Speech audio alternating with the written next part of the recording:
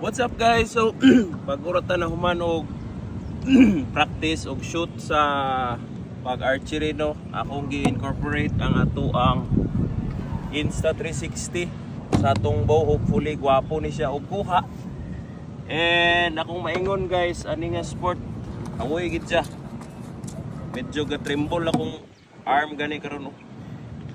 Og di pa man kay ko swito mo na nga magkalabhag ang ako ang arm kay di pa kay ko balog proper grip gyud, dili consistent.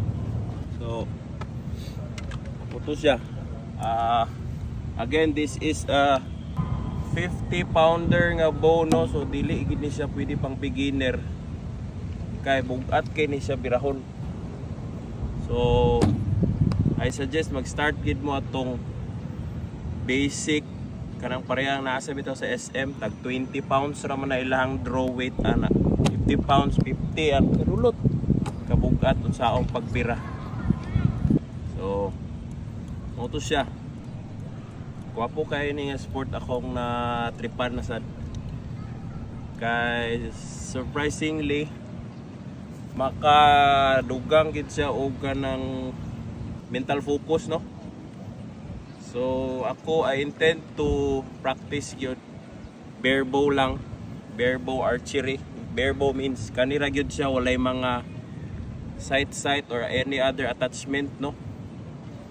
So mo ako ang gusto nga plano apilan pohon. So magpractice lagi ko this 2026 ani ako ang bow no.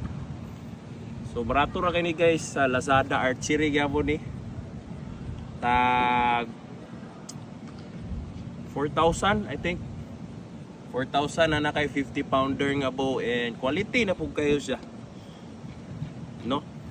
So guys, see you pohon dire kay nagpalit to pug ko og lower weight nga bow 40 para ako mga barkada nga mga paloy maka-apil.